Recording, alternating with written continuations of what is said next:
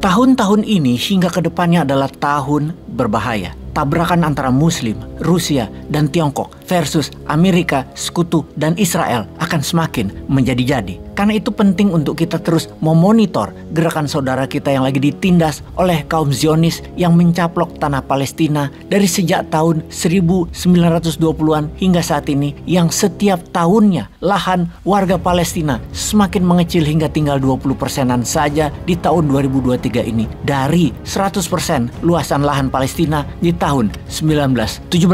Lalu ada hal yang menarik di mana Yahudi pesek terus saja membela penjajah Israel dan mereka bawa-bawa agama. Mereka membawa Bible yang mengatakan bahwa Yahudi manusia pilihan. Dan ini harus diluruskan karena bisa merusak akidah kaum muslimin. Padahal Kristen itu kalau ke wilayah Israel sekarang ini pada diludahi, dimaki, dihujat. Namun entah kenapa mereka lebih memilih diludahi Yahudi asal jangan mendukung Arab Palestina. Biarin mendukung Israel asal jangan membela Nabi yang keturunan Arab. Segitu nggak sukanya sama Nabi keturunan Arab karena menganggap sejak zaman Nabi Ibrahim, Nabi Musa, dan Nabi Isa mereka lahir di tanah Palestina itu bukan orang Arab. Ingat, di tanah Palestina ya, bukan tanah Israel. Israel itu hanya bani, suku atau kaum, seperti halnya suku Arab. Bedanya suku Yudea ngabur, sementara kaum Arab tidak pernah sejengkal pun meninggalkan tanah lahirnya sejak ribuan tahun di Palestina. Kalian Yahudi pesek mengklaim sejak Nabi Ibrahim tanah itu hak mereka. Nah, ini sejarah yang harus diluruskan.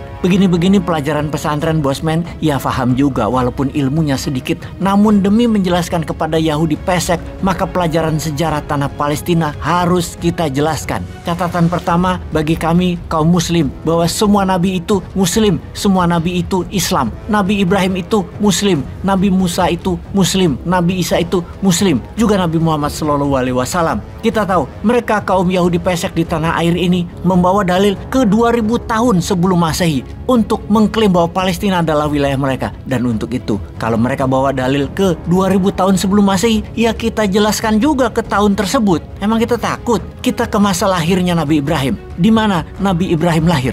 Di Babilonia. Di mana Babilonia?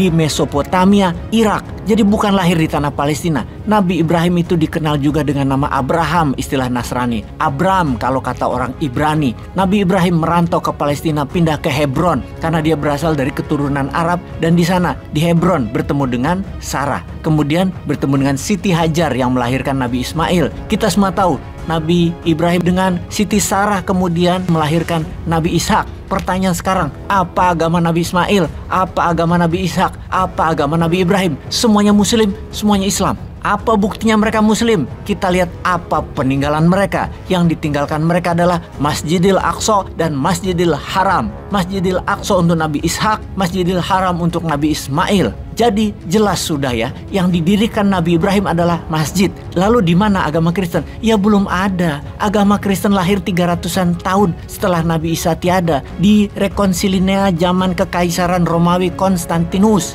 Kalau agama Yahudi di zaman Nabi Ibrahim juga belum ada. Yahudi lahir ketika Nabi Sulaiman wafat, kira-kira 1000 tahun setelah Nabi Ibrahim wafat. Di mana Nabi Ishak awalnya memiliki salah satu anak yang bernama Israel alias Nabi Yakub. Kemudian Nabi Yakub kita tahu memiliki 12 anak, dan di sini kita menajamkan karena salah satu dari anaknya, pengikutnya salah arah. Anak Nabi Yakub bernama Yehuda, Lewi, Benyamin, Dina, Ruben, Simeon, Isaktar, Naftali, Asher, Zebulon, dan bin Yakub, Gad. Dicatat ya, Nabi Yakub atau Israel punya anak yang bernama Yehuda yang kemudian hari menjadi kaum Yudea. Sekali lagi, mereka agamanya Islam, kaum muslimin, kaum berserah diri pada Allah. Di sini dipastikan satu hal, belum ada agama Yahudi, belum ada agama Nasrani, namun Islam sudah ada. Anak Nabi Yakub, Yehuda inilah yang kemudian hari pengikutnya menjadi salah kaprah. Dalam perjalanannya, Nabi Yakub pindah ke Mesir, dan kemudian Nabi Musa di sana melanjutkan legasi Nabi Yakub. Kemudian dilanjutkan Nabi Yosua atau Nabi Yusuf bin Nun, di mana sejarah ini semua menjelaskan satu hal penting, bahwa Bani Israel masih benar waktu itu. Israel bangsa terpuji, Bani Israel ditinggikan derajatnya oleh Allah. Itu dikala Bani Israel masih benar. Yang menjadi catatan adalah ketika Nabi Sulaiman wafat atau King Solomon die, di mana Bani Israel membangkang kepada Nabi Musa, kemudian Nabi Musa memaafkan mereka, di mana Nabi Yusak bin Nun kemudian membawa mereka kembali ke Palestina sebagai tanah yang disucikan, sebagai tanah yang dijanjikan, dan Dan kembali ketika kemudian Nabi Sulaiman meninggal, maka Bani Israel terbelah menjadi dua. Yang satu Yudea, yang satu Israel. Yudea keluar dari Israel yang benar, dan sebagai pengingat, Bani Israel masih Islam. Kenapa masih Islam? Karena sampai Nabi Isa alaihissalam mereka masih Muslim.